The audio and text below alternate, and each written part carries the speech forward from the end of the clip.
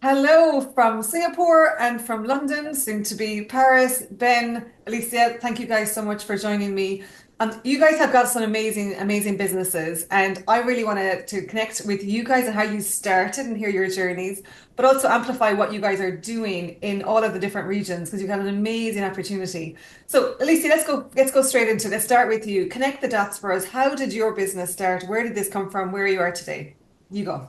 So it all started in 2007 for me when I was 17. At the time, I was super sporty and knee pain started to arrive. So I went to see my doctor and they discovered that I had a patellofemoral syndrome.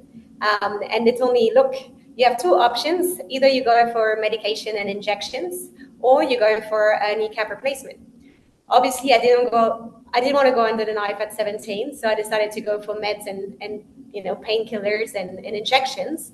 And I just saw that, okay, I'm numbing the pain, but I'm not doing anything actively for it. There must be another reason, another way that I'm not just popping pills for the rest of my life. So I went to go see my doctor again. I said, what else can I do? I just don't want to be on those painkillers forever. And she told me, yeah, you can do aqua aerobics. And at the time I was like, sorry, like I'm 17, I'm not a grandma. I really don't want to do aqua aerobics. And that was it. And then my mom one day, who was doing aqua aerobics, saw that this new thing, it was aqua biking. So they were cycling on these spin bikes made for the pool. And she was like, look, there's young people, there's music. Why don't you just give it a go? And I did. And I got hooked. For me, it was the revelation. I could finally exercise pain-free. I could give everything I got and be, breathless, having all these endorphins kicking in, and at the same time not being in pain for days after that. And even better, as I became more and more regular in those sessions, I suddenly had to stop the injections and then bit by bit the medications. And 15 years on, because I'm still doing it, I'm actually reporting pain free and no surgery for me still then. So to me that was a big achievement. And I moved to Singapore. And when I moved to Singapore, obviously I had a desk job, and I couldn't find anyone doing aqua biking. And I was just going back on the medications, going back on all of that. And then I thought, okay, this is it. If no one's going to do it, I'm going to do it. So I went back to Spain at the time and I got certified. I bought 13 bikes and I decided, guess what? I'm just going to start my own aqua biking company and provide, amazing aquatic fitness opportunities for people like me are in pain and just want to recover while having fun, basically. So from Spain to Singapore, and I know you're working on Thailand, which we'll come back to that in a moment. But it's such a normal story. And again, likewise, you said there's so many medications and so many surgeries that possibly could be avoided, and obviously much more easier to implement and more effective. Ben, tell us, connect the dots for us from your side, because it's similar in so many ways in relation to the solution and how you're working with water as part of a therapy. Yeah, so my background is I originally trained as an osteopath, but on graduation, I realized that I was more interested in either research or community delivered services. How do you look at health systems? So I decided to go and do an MSc in musculoskeletal science, go a little bit deeper. I got really interested in aquatic rehabilitation, published a couple of papers on that. At the same time, I started working for a social enterprise who were running a huge national program for healthy aging, health and well-being, and I was able to kind of support with the creation of a new product, a new service, a new team. I then wanted to look at a PhD and got a place and an offer to do that. At the same time, I got offered some funding to take a concept that I had, which was how could you use technology to bridge the gap to enable public pools to deliver tailored and personalized therapeutic aquatic activity and rehab services without needing an on-site physio. And so this concept and idea came out of understanding where the research was. The research was really compelling in terms of the role of aquatic activity, particularly for populations who may struggle to tolerate land-based activity, who just want that support of being in the water. In every single research paper published, usually the final concluding comments was, very clinically effective, sometimes more effective than programs on land, but access is a challenge, or cost access is a challenge. Usually because the studies were delivered in a hospital hydrotherapy pool. And so my view was very much, how do you democratize access to tailored therapeutic aquatic rehab knowledge, but make it available in public pools rather than just in therapy pools? Some of these experiences were speaking with individuals who were on waiting lists for hip and knee replacement surgeries. They were being advised to improve their strength, their mobility, their general fitness levels. But these were people on waiting lists for a knee replacement. These are people who were dealing with pain just walking, let alone being advised to do squats or lunges. So it was, how do we support them to use the pool to improve their strength, their flexibility, their mobility, in a way that pain isn't the barrier to that activity, because often one of the most cited barriers to activity is pain. Right. So that was a journey. It was very much paper-based when we started, no digital technology, plastic cards, physios, osteopaths, poolside. And over the last 6-7 years, we've been adding more and more technology to what we do. And now we're being delivered in over 200 locations in the UK, and pilots taking place in Australia, New Zealand, and the US. But it's amazing. I mean, the science is there for years. And Alicia, obviously, you said the same, right? The water therapy knowledge is there. And there's hundreds, if not thousands, of pools who haven't got full capacity. I mean, Ben, I think you've done some research there around the UK and the return on investment from a business perspective for pools that are operating, be they public or private.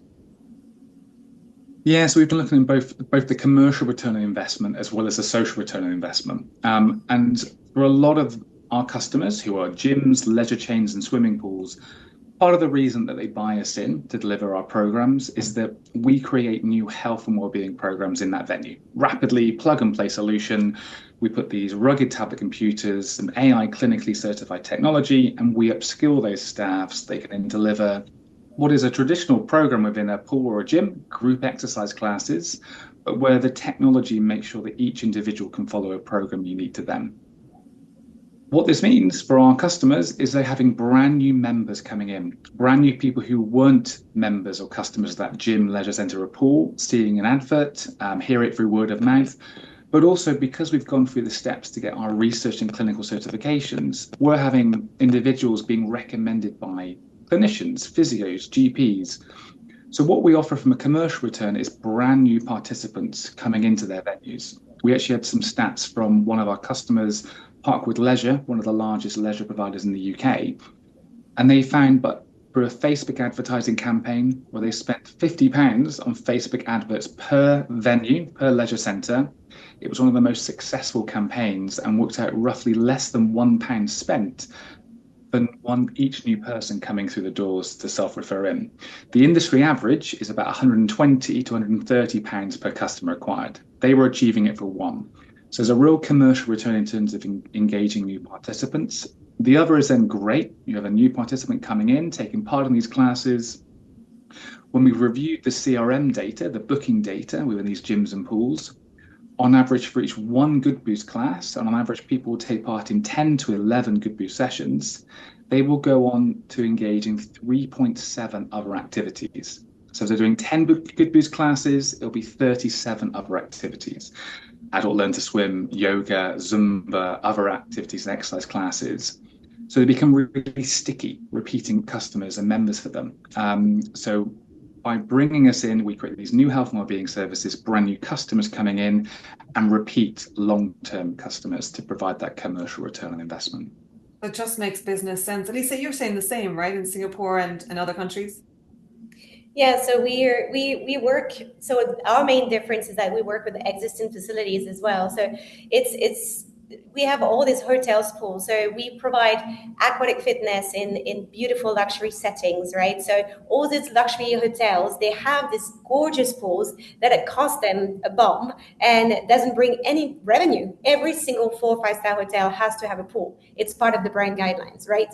But this pool is a cost center. So first, it takes a lot of space in the hotel, and on top of that, it is costing you every single minute that it's on.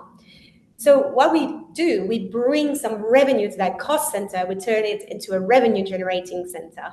So just like Ben, actually, we are bringing new people into the hotel because people mostly think that we get hotel guests, of course, and we're offering a new wellness activity for this hotel guest. And all the hotels are all about the wellness traveler. How do we capitalize on this? We need to offer something more that is differentiating. That's exactly what we bring in for the hotel guest, but at the same time, we invite everyone from the vicinity to come to the pool, visit the hotel, enjoy an exhilarating, fantastic class in the pool, and then enjoy the facilities, right? Once you enjoy the facilities, you know how they look like. You can refer your friends. You can do on a staycation there. You can put your parents up there if you need to, because living in Singapore, most of the time, yeah, your parents don't live here. They have to stay in a hotel. Right. So it's bringing all that extra revenue. You have a coffee by the pool, you go, do a spa, nail salon, all that within the hotel. So it creates that brand stickiness with the hotel, right? Because if you travel next time, you're like, well, I go to the Fairmont for my Ripple Club classes. Why don't I go to the Fairmont in Thailand? Because actually, I know the brand standards are great. So it really, I mean, I know it's a play on word, but it really creates a ripple by having us in the pool, giving those activities. You're one, increasing the revenue, two, increasing the satisfaction of your guests and offering something brand new without any capex or opex, because we handle everything from zero, like everything from A to Z. And on top of that, you're just having this brand new activity that attracts people from the vicinity into your hotel and spend on the hotel itself. And your members are both those going through surgery or pain because of an injury or an issue, as well as just those looking to not do land-based activities, right? It's just more that somebody likes to be in the pool, correct? There's a mixture. Exactly. We have a very wide range of people coming in. We have, people going for rehabilitation. We have pre and postnatal ladies. That's very common as well, because water is amazing for them. We have just the general person who's like, I don't like to do burpees. The gym stinks. I feel intimidated. I just want to go. I mean, all of these are valuable, and people think this way. They feel intimidated. They feel like they already need to be fit. We have obese clients who are just like, every time I step into the pool, people look at me. I look different, or I don't recognize myself on the posters advertising, the gym. So all of that matters, because every gym right there is aiming for that, 5 to 10% of the population that is already fit or already exercising. Everyone's fighting for that small niche of people, and they're all sending the same message. Here's my six pack. Look at my big biceps, and work out, no pain, no gain. Guess what? This is not what, you don't have to punish yourself by going to the gym. You can actually do something you enjoy. And most of our clients are actually people who don't describe themselves as fit, or, I'm not a sports person. That's not what I do. But I know that I need to exercise for longevity. I want to keep up with my children. I want to keep up with my grandchildren. I want to avoid surgery. I want a healthy pregnancy, a delivery, and postpartum period in my life. So all of these are very valid points that no one takes care of. And everyone's still in that old mood of like, yeah, you got to work really hard and jump and do all these crazy things. And the countries you're in right now, so the Ripple Club has been in Singapore because you expanded it there first, and you're expanding to Thailand, I'm aware. And you're Yes. Australia? So first, next year we are opening in January 2 new centers. Then we have 5 more, all opening in 2025. In 2026, the franchise will go into Australia and the US. Wow, it's brilliant. I know, Ben, you're also looking across the world because you've obviously dominated in many ways in the UK and across so many clubs and so many operators, public and private. You're also looking beyond the UK. Yeah, absolutely.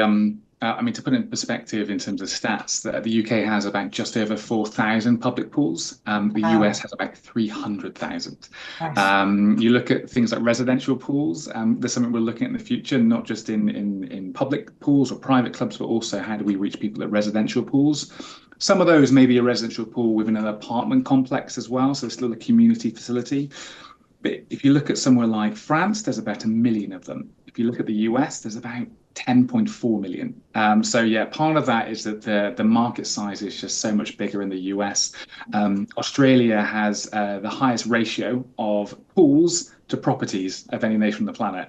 So very much we've started in the UK because we're here, but we know that there is a great global opportunity for swimming pool spaces. And we can get out of the indoors then, because if you're like me here in Ireland, where we've lots of pools and hotels as well, so they're all indoors, clearly because of the weather. But I think Singapore, Thailand, and the US, we've got some outdoor options, which might be a very nice environment. And Exactly. It is beautiful. That's also part of the reason why the clients come in, right? They like to be outdoor. They like to I mean, our hotels are absolutely gorgeous. The views are fantastic. So they feel like it's a treat, right? You're coming in, you're in this really nice environment. It's like going to a spa day, but at the same time you're doing something good for yourself. So, it's a double reward at the end of the day. and because of that, Alicia, do you see a balance between male, female membership? Is it what skewed in one direction? What way does it play out? So it's definitely skewed into women, but it is not typical. It is not typical to Aqua. It's everywhere. I think it's around 78% of occupancy of the group fitness classes in general worldwide is Right. women. So we know that most people who would come into a group class, it's gonna be women most likely. Yeah. We're seeing that. Ben, are you seeing something similar? Appreciate that again. Both of you guys are treating therapy as well, so it's for healthcare, not just to get fit for life. Yeah, so about four-fifths of our participants are female as well. Right. We are working a lot harder to kind of reach out to male participants through our kind of media, our promotions, our advertisements. But a lot of it depends on the venue. Usually, if there is a much higher percentage of men joining a class, it's because they knew each other. One person went along, they told a friend. We see it a lot where actually husbands and wives or partners coming together. So actually, that's a lot of the reason why we see a lot of men coming through. But we're really working on that because in terms of the gender which struggles and doesn't access health systems or goes to GP appointments or actually investigates a lump or a pain or something with their health, it's men more so than women. And so we are working to make sure that we are reaching as many men as we are women. But yes, at the moment, very much just around four-fifths of our participants are female. And what are And the, there what is are some of the barriers? Sorry, go on, Alicia. No, and I just want to add, there's also this misconception that water is easier. So Absolutely. yeah, right. I mean, you have the same issue. We just to give you a fun story. We had two clients here that are fantastic. So husband and wife, and the wife had double hip surgery. So she was coming with a cane. Her husband, drives her in and just like brings her to the pool every Saturday. And she's been very regular with us. She comes and she does everything very slowly, carefully, but she's doing great. And her husband is this Ironman guy who runs 50K under the Singapore heat every day, and he's absolutely all right. And he will always drop her off and then go for a run for an hour and then come back. And then this particular day, I was the one teaching as well, and he arrived and he's like, "Oh, damn it, I forgot my shoes." I said, "Well, if there's a free bike, why don't you just join us?" And he's like, "No, I mean, no offense, but this is for my wife. Like, I'm an Ironman. Like, this is what I do on a daily basis." And I was like, "Look, you know what? I'll give you the class for free. Come down, try it out. If you don't like it, that's fine. If you do, you got to bring a friend along." He's like, "Okay, deal. Let's do that, right?" Right. And he got into the pool, and I think like it was probably 15 minutes into the class, he had turned every single color of the rainbow, and he was just huffing and puffing, and it was amazing. Absolutely, had the best time doing that. And at the end of the class, he came up to me and he told me two very important things that I will never, forget. One of them was like, it's probably one of the most efficient training because of I'm pushing really hard against the water. I'm really working really hard, and I'm not putting pressure on my bones and joints. So body-wise, it is efficient as an efficient workout. And number two, he said, "You know what? Thank you very much for doing this because it's the first time I can share the passion for fitness with my wife and we can both enjoy a class together." And I think that's massive, like having a place that supports everyone, no matter the fitness level, and the water can do that. It's a great equalizer. I love that story because there's a few points in there, and Ben, it's very important to your point that we call out men, we need you to access healthcare. You know, it is important. I mean, that's the beauty of healthcare. It's designed for individuals and for physiology. So, I mean, there's a reason why women live 4 to 12 years longer, partly because they access healthcare. So, you know, and to your point is doing an activity with a partner is a great bonding. It's obviously a great relationship. And it's not, I think to your point is a really good point that it's a perception that it's easier. And I really got into the aqua side of things in a pre-season when I was training at a very high level many years ago. And we used to do it our pre-season. Again, the resistance is much higher. Obviously, you're doing an awful lot of work. You feel like you're not doing as much because you haven't got the same, I suppose, wind in your face kind of type of scenario because I'm an outdoor sports person. But like, yeah, I mean, that's part of the rationale I find as well, the pool therapy and pool use being for resistance pre-training for an athlete. So everything from being, you know, an athlete pre-season trying to get your resistance and your fitness up quick right up to, you know, it's pre-surgery, post-surgery, obviously recovery as well. So and everything in between. Ben, in terms of starting your own company, because you started this with the logic that you'd been in the research world, you'd published research papers, and you had funding. You were like, okay, we can solve some of this bigger issue. Talk me through the starting of the business and how does like sport and your background lead into your leadership style? And likewise, how does that play through with, you know, the female males in your team? Is there a difference? What do you see? Yeah, in terms of the starting of the business, where we are now is not what I expected. I think I very naively thought, great, we'll do this, we'll complete some research, we'll demonstrate the health benefits, and of course the NHS will come in to fund us. Doesn't work like that. Very quickly realized we needed to create a product and a service for the leisure, gym, and pool sector that they wanted to purchase because it resulted in the return on investment for them. So that's kind of how the learning went, how the business formed. I had a co-founder, Hannah. Hannah's also an osteopath. She was there from the very beginning, supporting all the paper-based forms and before any tablet computer ever reached the pool. In terms of my leadership style, it's definitely changed a lot over the last few years. I've been really well supported. One of my other roles is I'm an MSK clinical champion for the charity versus arthritis. There's about 20 of us around the UK, from physios, osteos, GPs, surgeons, and they've really invested in us to develop our leadership skills, knowledge, and experience through training courses. My management style has definitely changed, but when I reflect back in terms of what physical activity and sports I do and how I think that influences me now is I was a big climber. I still climb, not as much as I used to. I used to be a climbing instructor as well. There's definitely a huge amount of trust that I put in my team and the way you do when you're climbing. You literally, your life is on the line with that other person you're climbing with. Our management and leadership style at Goodboost is a huge amount of trust, really minimizing in a level of micromanagement, because ultimately the team are a bunch of adults. They're very talented. They're experts in their areas. As long as they know the goal, where we're climbing to, actually is about them getting on and finding the best route to get there. So I think a lot of that comes through. A big part of my journey of learning to be a leader is actually that my leadership and management style needs to be tweaked and adapted for each individual. I think when I started my journey, I had very much a blanket approach of how I approached my management and leadership with each member of my team, not realizing and understanding that how I need to tweak and adapt that for each individual to what worked best for them, rather than what was my preferred leadership style. I think the other leadership style is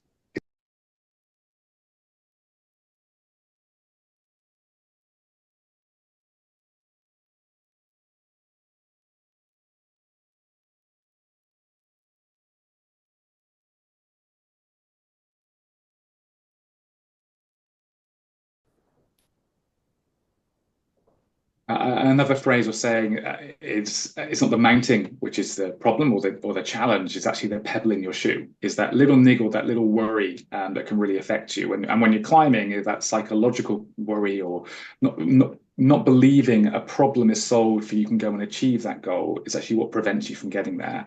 And the last one is a smooth sea makes for shit sailors, which is a slight adaptation on the original phrase, but I much prefer this version. That actually leadership and running an organization and being a startup to an SME is a tough place, is a volatile place. But actually, if you didn't have those big waves hitting the boat, the team would not be able to deal with the waves when they come the next time as well. So actually, it's learning from those challenges, both as a leader, but as a wider team of how you manage it. And as I was saying to Alicia, one of the biggest challenge I've had is through my leadership journey is a lot of leadership roles portrayed in the media, in movies, is a very authoritarian leadership. Yeah. And that wasn't me inherently, but in my early days, I thought that's the type of leader that I needed to be. And I feel really thankful for the support and training I've had over the years to realize that whatever my perceptions of what a leader was meant to be is completely wrong. And I really believe that the leader of the 21st centuries is one that is understanding, empathy, compassionate. I was on a train journey, and I don't know this person's name. Last week, I was on a train journey, and I overheard this guy behind me on the phone saying, "You don't have to like me. You don't have to trust me. But you have to do what I tell you." And I was sat there, and I just couldn't believe what I was hearing. And yeah, it's really interesting to now see other people's leadership and management styles. And I really think we have, I know I'm biased, but I think we do have a really supportive and wonderful culture at Goodboost. But part of that is me learning and reflecting and growing as a leader to create a much more supportive, empathetic, understanding culture and team. I don't think that person on the train is going to have a team, or that person with working on their team for too long. Yeah, it's definitely an evolution that we need to go through as managers. And like yourself, startup world is hard, right? And yeah, a smooth sea you're not going to have for long. So enjoy it and take advantage of the rough seas with it. Alicia, you're the same, right? As a business owner and co-founder, you've had some of the ripples to go with it. See what I did there? Yeah, exactly. Yeah. I love the theme. So yeah, for us, it's been as Ben said, right? I've evolved a lot in my leadership style, but I think I've always been what they call pace setter. And I think that's been a very important part of my leadership. This is, I'm going to show by example. So, when I started the business with my partner, it was just the two of us. We were, just completely like day and night training. We would train. I think I was giving at the time 25 to 30 classes a week, and they were all physical. They were in 30-degree heats, right? So, and we were moving at the time. We were moving the bikes from location to location because we didn't have enough funds to have proper center in each location. So we'll give 3 back-to-back classes. Then I'll load all the bikes. They're all 20 kilos each. So I'll go up and down the stairs with them, load them on my truck, drive the truck to the next location, give the next classes, and again and again and again, 7 days a week. And I think now when I hire new trainers and, I tell them like, look, they're like, oh, I want to do like 15, 20 classes, 20, 25 classes a week. And I'm like, look, you will not sustain this. You will burn out. And they're like, oh, no one ever told me this. And I'm like, because I've been through it and I can tell you exactly what it is. It works both ways. So it also works in the ways when some trainers want to take it a bit easier and like, oh, I'm really tired. I'm like, look, I've done this so many times. I know exactly where you're at. So no, you're not tired. Let's keep moving. So, it's the right position to be in because I've built it from the ground up. And both me and my partners have really put, our blood, sweat, and tears into it. And I think we are leading in a way that we say, look, this is our vision. This is where we're going to go. And let's all, reach that goal together. And we've all been through where you're going through, like that physical sensation of being exhausted and whatsoever. And we completely understand where you're at. But let's just look at the big picture. And it's hard because like our trainers are going through, it is a very physical job, right? So sometimes, and there's stuff going on at home and whatsoever. And that's where I really agree with Ben. It's like your management style will be different. It doesn't mean that you're a different person with every one of them or you're softer on some of them. It's just going to be, you're just going to have to adapt to what resonates with each one of them. And then, their family situation, a little bit more what's happening at home and whatsoever, and cultural, because here we have so many different cultures, so many different religions, right? So again, you have to be sensitive to all of that. And I think it's being a good leader is knowing that you have 2 ears, 1 mouth, and most of the time, again, in the movies, leaders are the one giving the pep talk and all that stuff.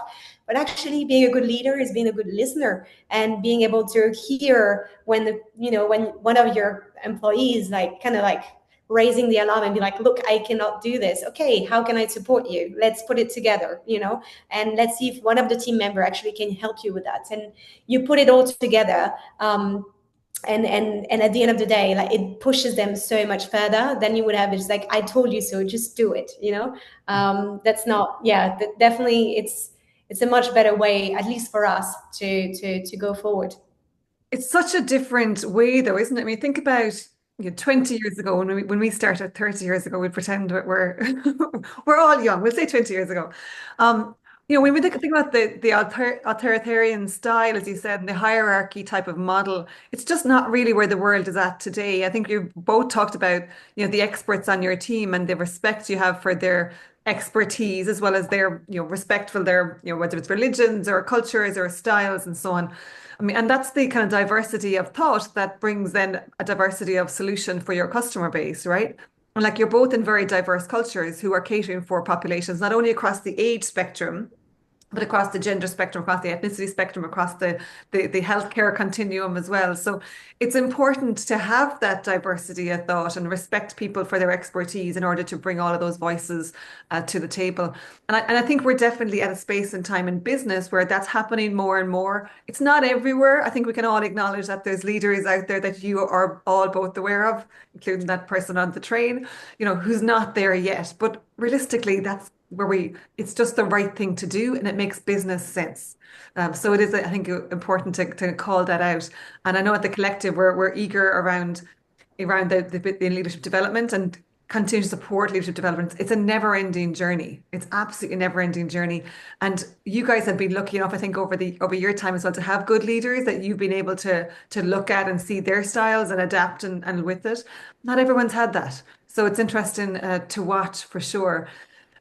Ben, when you look at your career path, and you've come through academia as well as the private sector, and you work a lot in public sector and so on, for somebody that's looking at you that's early in their career, or someone that's shifting into the industry, right, of sport, health, healthcare, big tech, health tech, what would be the lessons that you would be, making them aware of and going, make sure you do this, but not this? What are those lessons?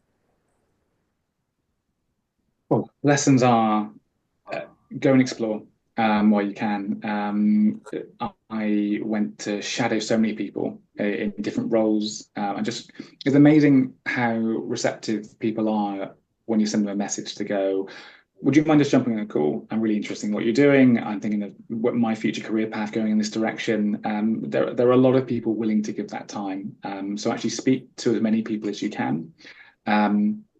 Be aware that everyone's advice is their advice, and it's subjective, not objective. So you have to make sure you take everything with a pinch of salt and put it into your frame of reference and your reality.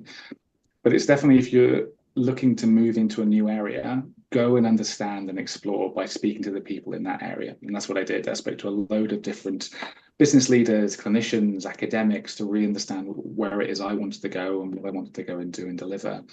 So yeah, really work on your intel. Figure out what that intel means to you from a heart and a head perspective. Some decisions I've made to where I am now have definitely been led emotionally by my heart, by my stomach almost. It's been this visceral response and reaction to where I've gone now. Others have been very much my head, and taking the time and thinking things through. But I think for anyone looking to moving to whatever role, as a leader or in a new career change or a new industry, is gathering as much information as possible before making that leap. So when you because the hardest thing isn't, as the classic entrepreneur analogy, is not building the parachute on the way down, is taking the leap in the first place. That's the scary point. Once you've leapt, it's like, well, I've got to figure it out now. But if you've got as much information as possible to know that you should be leaping in that direction, I think you're in the best place possible to go and pursue that career. Great lessons. Alicia, do you want to add to those? They're amazing lessons. I mean, I completely agree with Ben. And for me, I mean, I always say that getting into entrepreneurship for me was that jumping out of a plane without a parachute. The hardest part was because I worked for a big American firm before that. So, the big corporate, and I had a set job, I had graduated. I was just, living it up in Singapore. It was great. And then everyone just put that fear into me. You're just going to give up all of that to start your own business doing like aqua fitness. Like, this is just weird. Why would you give all that up? And there's a lot of fear. People feel like, if you drop this, then you won't be able to take it back again. And to me, I think it was hard. That preparation is like when you're off, ready to like jump off the plane, you're like, oh my God, so many folks, come through, and then you jump, and that's the beginning of your business, and it's just so intense. You can't breathe, you can't, you can't gasp for air. Everything is just so intense. You just do, and at one point you start just like flying around, and you're like, oh, actually, okay, I found my footing, and I'm enjoying this, and it's actually the hardest path is done. Now we need to build up from this, so you can land safely, right? But I mean, there's no end to this. But to me, I feel it's, again, whatever you want to, I mean, for me, it's more of an entrepreneur thing, but you really need to figure out why you feel that change. And that took me a very long time, because I was comfortable in my previous job, and to leave corporate, and I was like, why do I feel that urge to go? Why? Because I'm settled here. Like, what's wrong with me? And really understanding that actually you come to a point where this solution, where everything should look perfect, but it isn't. There is something lacking. And that's the true passion that will keep you going on the days where, as Ben said, it's not fun and not pretty, but you just got to go through it and keep going. And I think having a very strong why from the beginning, just ensure that you'll get a smoother journey, I would say. And you both talked about the partnerships that you guys have on your journey. I know, Alicia, that your husband is part of your partnership and your co-founder team as well. And like, it's an old saying, right? If you want to go fast, go alone. If you want to go far, go with people. I think that's important. Ben, you called out Hannah as well as your co-founder, and obviously your team is extensive as well. So, I mean, the beauty of this, and I think from the collective side as well, I've been on this entrepreneur journey a little bit later than you guys were started, but I completely back that up where, my advice and my lessons has been, again, the team you have around you. It's that complementary skill set, that complementary experience and knowledge and so on. So bringing those voices together. And this is part of the podcast reason that I think both of you guys have been aware of, is amplifying the voices. And often women are more invisible partly because we're just not as good at being, on the stage, and we're not as good at being, talking about ourselves, and likewise the societal factors in there that we want to be able to change it with it. So it's great when we're able to call out like some of the amazing work that you both have done for health, as well as for business, as well as just that natural logic of it makes business sense to have a diverse team, whether that's across gender or ages or ethnicities and skill sets and experience and knowledge and other things. So it is amazing. In relation to looking at visibility across industry and the world, and I know you guys are based in different markets and expanding into more and more markets, who are the emerging leaders, or who are the established leaders that you would like to call out so that we can help to pay this forward and amplify more? Because the more leadership and diversity we have, I think the better it is for everybody involved, be it both in industry as well as just our users, our consumers, which hopefully is everybody in the population. So Alicia, who would you like to call out? So actually, I mean, we met because we both founders here in Singapore, but she started in Hong Kong. Her name is Laura Dagoneau, so she's French national as well. She started this beautiful bakery called Le Petit Croissant, and she started in Hong Kong, and then she brought the concept in Singapore with one boutique. Then second, she's opening her third, so she's doing amazing. Super proud of her. So I think, it's definitely that would be my top. Great. I love it. I love, again, the entrepreneurship, the leadership, and just going doing it. Fantastic. Ben, who's on your side, do you think? Well, yeah, I mean, first of all, Hannah, my co-founder, Suzanne, who's Goodboost COO, both of them have had such an impact on the organization. Outside of that, the couple that come to mind, one is Pippa Boothman from an organization called Playfinity. I first met Pippa in New York at the Sports Technology Awards. We were both in the same category as a finalist, Playfinity and Goodboost.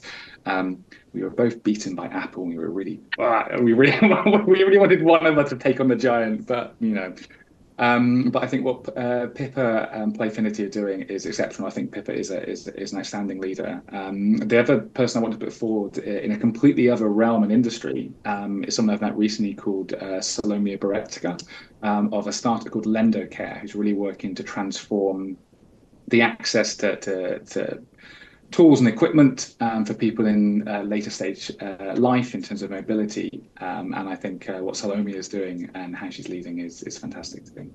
Love it. Well done. And thank you guys for sharing as well, because that's the beauty for me is I've got an amazing network, and thankfully you're both in an amazing network. But I feel like I want to know who else is out there doing all great stuff. And the more we can work together, the more we can support each other. Because the world we live in today and the world we all want to live in 5 years, 10 years time, it's still very, very different. So it will require us working together and collaborating and supporting each other in order to make the changes happen. So Ben, thank you for calling out as well so many. I appreciate the male allyship that I can experience is very powerful, and it is necessary, and it's not like we've done enough. We absolutely haven't. We're nowhere close to gender balance, and we're nowhere close to diversity balance around. So I'm really appreciative, Ben.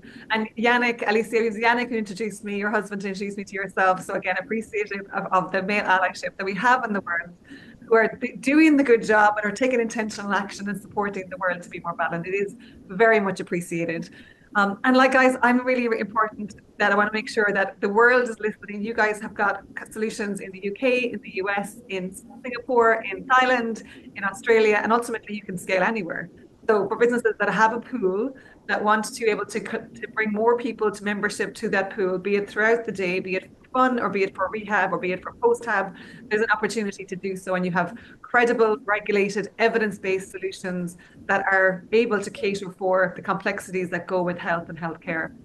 So thank you guys so much for joining me. It's actually a pleasure to learn about your businesses as well and see them grow from, Ben back in the day on my Apple days with Goodboost when we first got introduced. It's fantastic to see the changes, and the Ripple Club has been fantastic to watch as well. I look forward to getting to Thailand.